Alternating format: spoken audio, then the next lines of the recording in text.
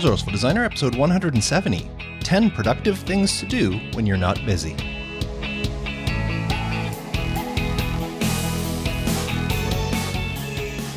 Welcome to the Resourceful Designer Podcast, offering solutions to streamline your graphic and web design business so you can get back to designing. And now, your host. He believes a father's job is to embarrass his kids. Mark DeCote. Welcome to the podcast. Thank you so much for tuning in. In this episode, I'm going to give you suggestions on what you can do whenever you have a little bit of downtime. And I'm also going to share a resource of the week that can help you and your business prosper. Now, I always like to start off the podcast with a little bit of what's been happening in my life this past week. And it was an exciting time. Both my kids had graduations this week. My son graduated from university and my daughter graduated from college. Now, for those of you in the US that may be a little confused, up here in Canada, university and college are two different things. I'm not going to get into the whole what they are, but needless to say, both my kids are now completely done school. They've been lucky enough to both find full-time jobs in their fields and are now, I guess, now that they're done school, they're officially considered moved out. They are living in Ottawa, Ontario, which is about an hour away from me, which is not too bad. I get to see them on a regular basis, but both of them are living there now, full-time, with full-time jobs, and living their own lives. So I'm now an empty nester officially, but I'm also a very proud father. Now, speaking of something else that was successful, I just completed a very successful Facebook ads campaign for one of my clients. Now, they approached me about a month and a half, 2 months ago, and asked if I can work on a campaign for them. I had suggested that they do this for their business. It's an e-commerce site, and their products do appeal to people in the education space, schools, and it was the end of the year, the perfect time for their business. So we started a Facebook campaign, an ad campaign, aimed at teachers and school principals and anybody in the school education space. And this is not a service that I normally offer, but it was something I had run Facebook campaigns or ads before for myself for some stuff, and they weren't really that successful. So I really wanted to learn more. So when my client asked me if I'd be interested in this, I gave them a special deal, a fixed price that I would do because I wanted to learn along the way. So I took a few courses, talked to a few people, and really got the gists of how Facebook advertising works. So I created this campaign, and I'm happy to say that it was a huge success. The campaign came to an end this past week, and the numbers were much better than we expected they would get. The interaction with the sites, the conversions, and even the non-site conversions. This client, as I said, they're an e-commerce store. They've been getting phone calls from all across the country, and the people were saying that they discovered their store because of an ad they saw on Facebook. So I was very happy with the way that worked out. I now feel like I've got a good grasp on how Facebook advertising works. But with that said, I've also decided that I'm not going to offer this as a service to my clients. I found it a little bit stressful. You're playing with your client's money and you don't know if it's going to work or not. And it's just not for me. It's not part of designing. I don't mind if they want me to design the ads that'll go on Facebook. I'll do that for them. But managing their campaign, no. I wanted to learn that for myself because I'm going to be running some ads for things that I do, but I don't think I'll do it again for a client. But it was great for a client to pay me to learn this sort of stuff for them, and I'm just happy that it worked out. So that's the type of week I've been having so far.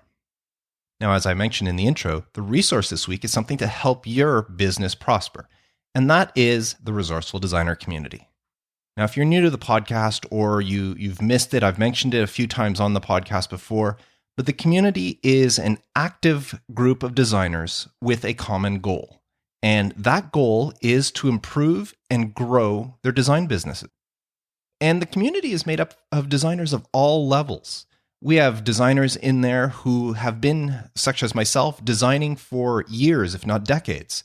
There's designers that have experience working at an agency, others working with an agency, doing freelance work for agencies.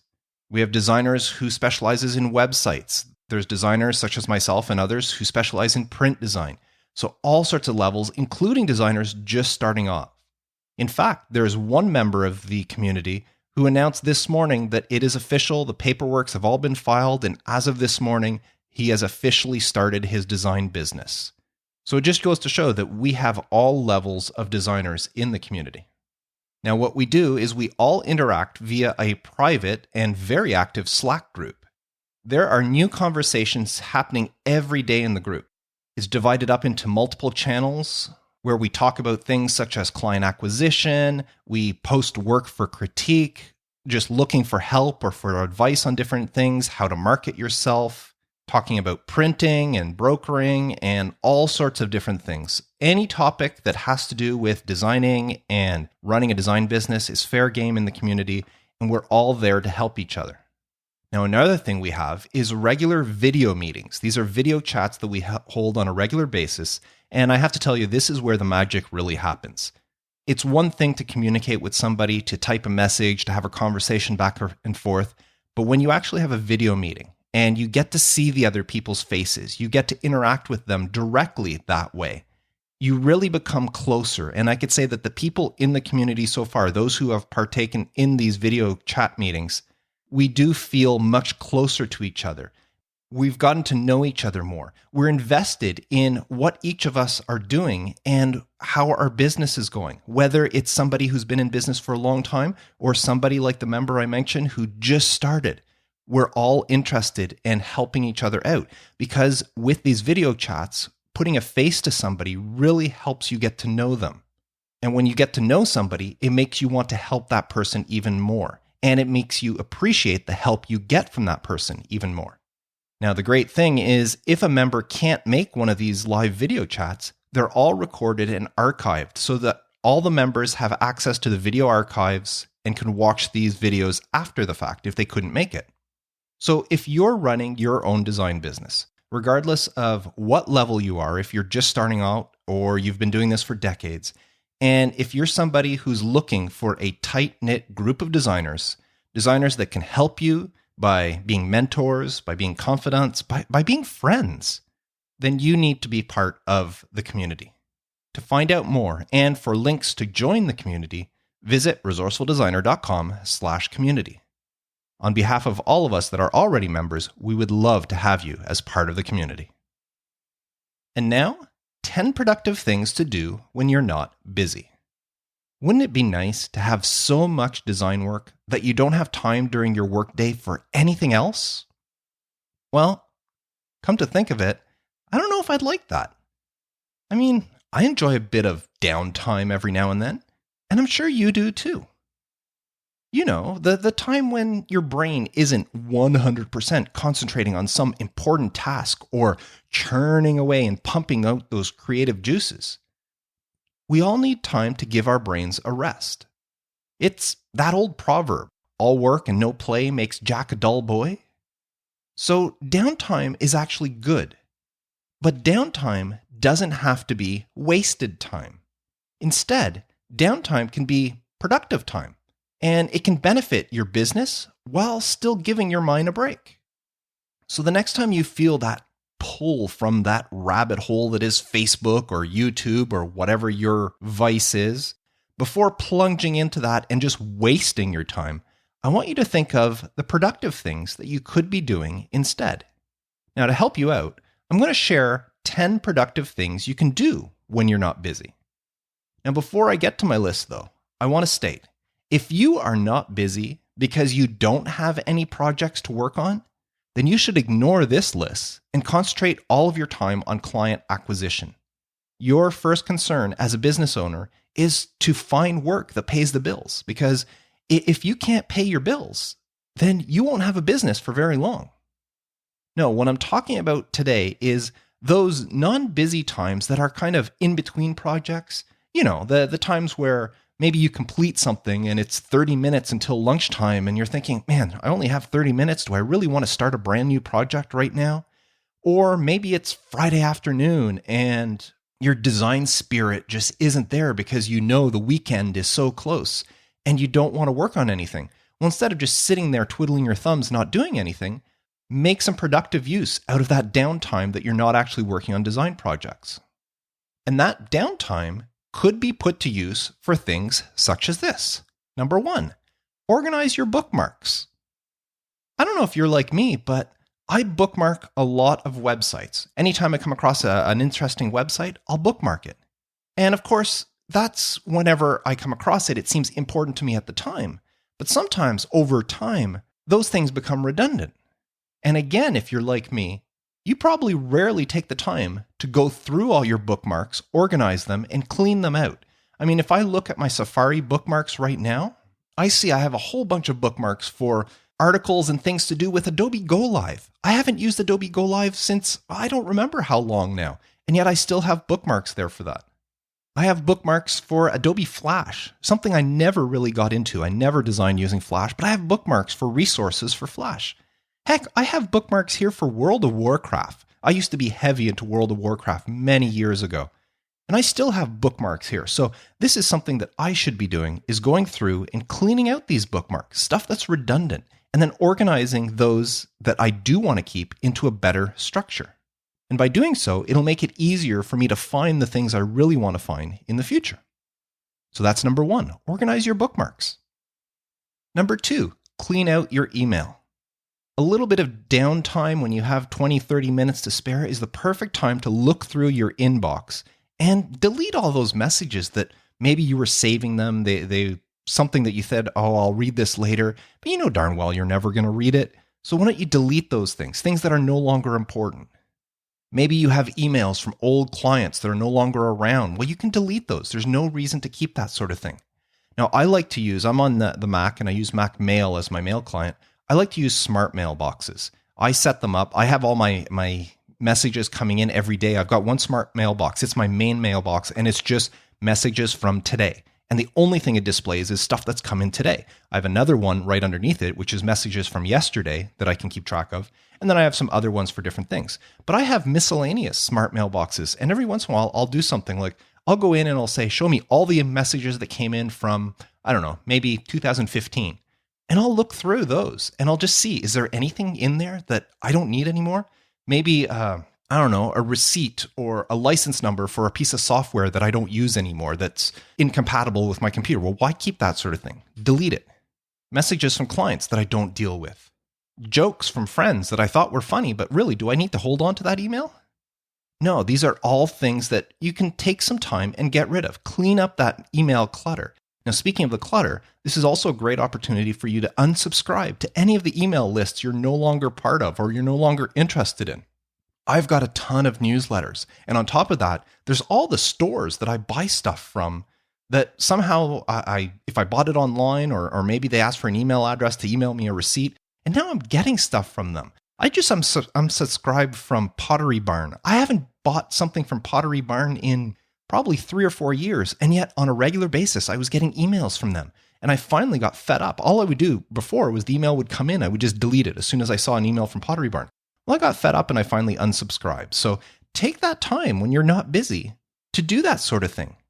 Clean out your email and unsubscribe from those newsletters or regular emails that you don't really need. So that's tip number 2. Now, tip number 3 is watch a tutorial. Yes, I said to ignore YouTube and stuff like that, but I'm sure there are things that you would like to learn, but never find the time to do so. Well, if you're going to immerse yourself in YouTube, why not make it a learning experience instead of a redundant, mindless watch fest? Now, I'm a big proponent of just-in-time learning. I do have a podcast episode way back. Episode 8 of the podcast is for just-in-time learning, which means if there's something that you're interested in, but you don't have a use for it now, put it off and learn it when the time comes. Well, this is a perfect opportunity for you to find those things that maybe you can put off. Like maybe you find a really cool tutorial for how to create a flaming type effect in Photoshop. Well, how often do you have to put flame on text? So instead of watching the entire tutorial and finding out how to do this, how to accomplish this effect, watch a few minutes of it, see if it's a good tutorial, and then add it to your watch later list or make a note of it in Evernote or whatever, and then move on to the next one. What you're doing is you're creating a list of things that you can watch later, and you're learning as you go. Now you know that you can create a fire effect in Photoshop, even though you don't know the steps involved. Should there ever be a project in the future that you need to create a fiery text effect, you'll know, oh, I have a tutorial for that. And you got that by spending a little bit of time searching for tutorials and stuff that you think are interesting that you may need in the future. So you don't have to watch the whole thing, but it's a good idea to learn what is out there. Now, if there are certain things like maybe there's a video on the newest features in Photoshop and you just downloaded the new Photoshop, maybe that's a video that you're going to want to watch the whole thing. So spend a little bit of your downtime watching tutorials. Now, along the same lines of watching a tutorial or something is maybe reading a business article or a business book. When you're running your own design business, that means you're not only a designer, but you're a business owner. And being a business owner is usually not something that they teach you in school. Even in business school, they don't teach you how to run your own business. So if you have a little bit of spare time, why not use it to brush up on your business skills? 30 minutes is plenty of time to read an article or even a chapter in a book. Not only will you be expanding your knowledge, but it'll be benefiting your business. Now, tip number 5 is to organize your office. I don't know a single business owner that doesn't have something in their office that needs looking after. Most likely, it's that quote-unquote catch-all place. In my case, it's the second drawer or the middle drawer of my desk. It's the place that I put things when I have something and I'm not sure where it should go. Into that second drawer is where it ends up. It's my catch-all drawer. Now, if you have a drawer or a place like this, maybe it's a filing cabinet, maybe it's a closet, maybe it's a shelf, whatever. If you have a place like this in your office, why not use your 15, 20, 30 minutes to sift through it and start organizing its contents? Doing a little bit of it at a time will eventually work your way through and you can organize it. Don't look at it as, oh, I've got this entire thing to clean out. No, just take a few minutes and go through the top third or quarter or just grab a handful of things from it and figure out what you need to do with them. Whether it's something that should be put into a special place or it's something that you don't need and you can discard. So organize your office. Now, tip number 6, which is beneficial to growing your business, is research some potential clients. Now, if you don't feel like doing something physical, such as organizing a drawer, why not spend the time researching potential clients? Now, I'm not talking about doing client outreach here. Although, if you have the time and you're willing, why not try some? I'm just talking about the research involved, trying to find people that could be the people you want to reach out to. Maybe do a local search. Do a search for new businesses starting up in your area. Or maybe if you're niched down, do a search for the niche in your area or whatever area you work in. And make a list of people that you may want to contact whenever you do decide to do some client outreach. It'll be a lot easier if you already know who you should be contacting. Now, tip number 7 is to organize your computer files. I'm talking fonts. I'm talking about client projects. I'm talking about your downloads folder, your applications folders, your stock images. I can tell you, my computer is a mess. My desktop has well over 100 files and folders strewn all across it in no particular order. They're just all over the place. My downloads folder, which is my default download folder for stuff, it currently, let me check, it currently contains 1,931 files. Now, there's no reason for that. Both my desktop and my downloads folder are in desperate need of some cleanup. Well, downtime is the perfect time to do some computer file management. And let me tell you, in the process of preparing for this episode and coming up with this list, I took a look at this and I decided to add this to the top of my to-do list for my non-client work to-do list, the things that whenever I have a little bit of downtime, like what can I do? I have a list that I have of things I can do during my downtime so that I don't spend that downtime trying to figure out what to do. Well, now I've put at the top of that list to clean up my desktop and to clean out that downloads folder. I mean, it's full of install files and zip files for different things. Sometimes it's stock images for different things that I've used. I've downloaded there. I've opened them up. I've saved them somewhere else, but they're still in my downloads folder as well. All that stuff should be cleaned up and organized, and downtime is the perfect time for that. Now, if you want to know more about file management, episode 22 of the podcast at resourcefuldesigner.com/episode 22 was titled File Management for Graphic Designers. So check that out. Now, tip number 8 is to update your portfolio and website. If you're trying to attract new clients, you need to make sure that your touch points are in order. Now, what's a touch point, you ask?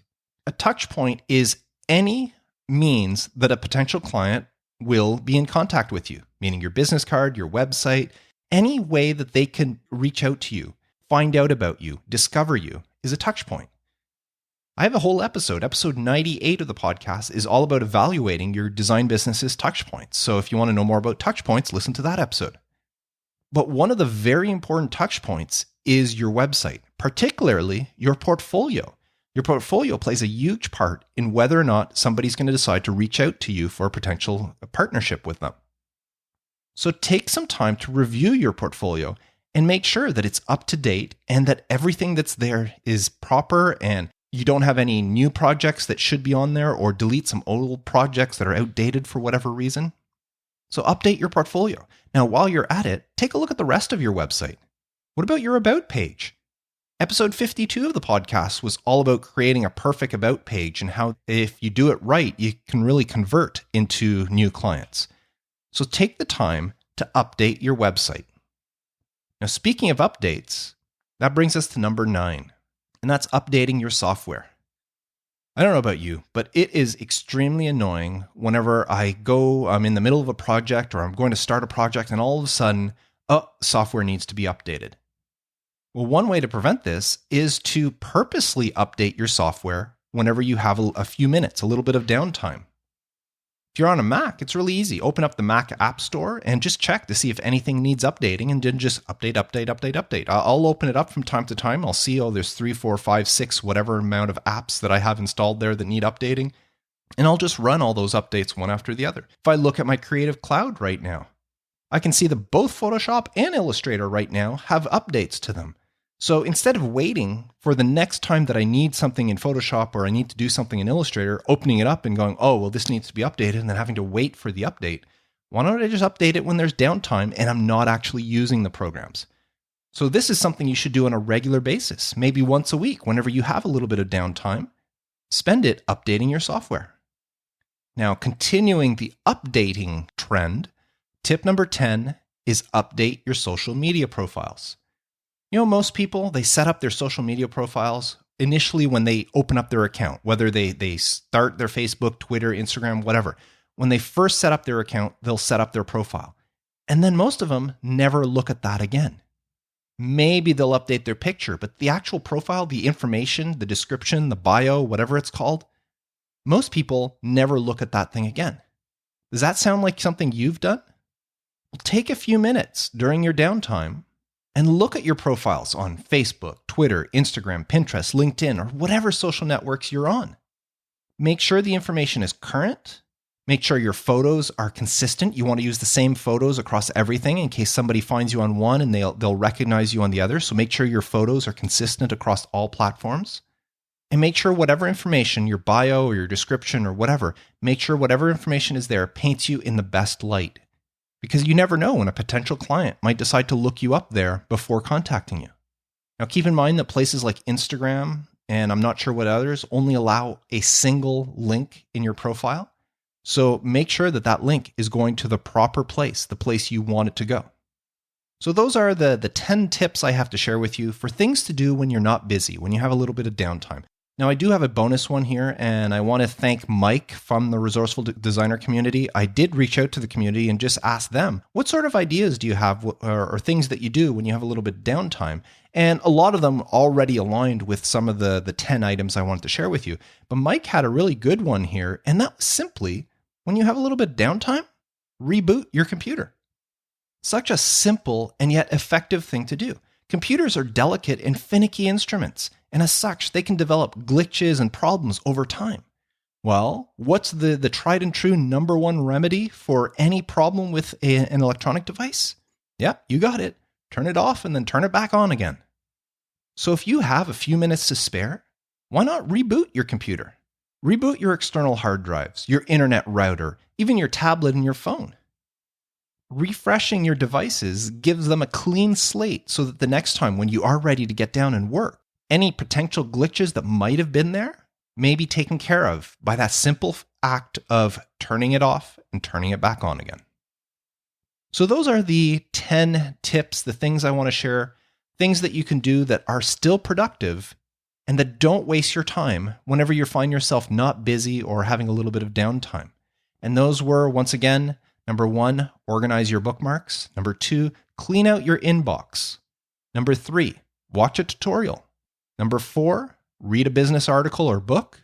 Number 5, organize your office. Clean out a drawer or filing cabinet. Number 6, research potential new clients.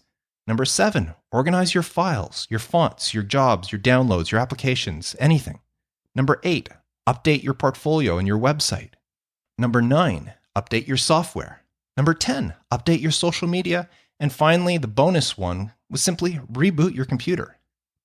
Now, it's funny, in reading this list, I just noticed that number 8, which is update your portfolio and website, and number 10, update your social media profiles, happen to be 2 of the steps in my 4-week marketing boost.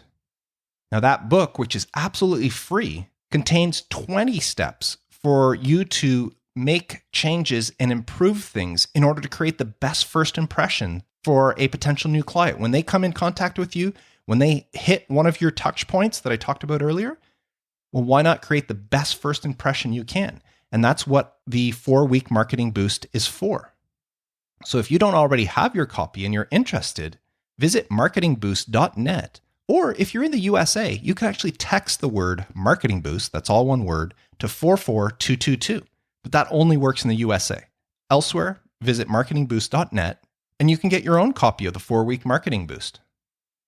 So if you use your downtime, the time you're not busy, in order to do productive tasks instead of wasting your time watching movie trailers or whatever else on YouTube, you'll be benefiting yourself and your business.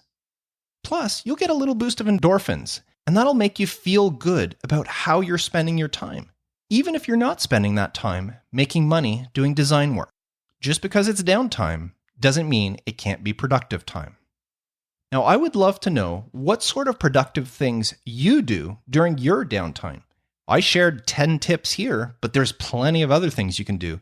So leave me a comment for this episode by visiting resourcefuldesigner.com/episode 170 and let me know, what sort of things do you do to keep productive during your downtime? Now, once again, I'm going to skip the question of the week. I apologize, but I'm running this one a little bit late. I'm actually recording Friday afternoon. Normally I record these on Wednesdays, but it's Friday afternoon I'm recording this one, so I'm going to skip the question of the week, but I am putting out another plea. I haven't received any new questions lately, so I know I only have a few in the bag here for me to answer. So if you have a question you'd like me to get to and respond to and answer on the podcast, please visit resourcefuldesigner.com/feedback and submit your question. So that's it for this week. I want to thank you very much for tuning in, and I also want to remind you about the Resourceful Designer community. I told you all about it at the beginning. If it's something that you think would benefit your business, and I don't see how it couldn't, those in the community now say it's well worth the investment. Well, if it's something you want to try out, visit resourcefuldesigner.com/community and read up on what's involved, and all the join links are there. So thank you very much. I always appreciate it when you tune in and listen to what I have to say and help you with your graphic design business. I am Mark DeCote, wishing you all the best, and as always, reminding you to stay creative.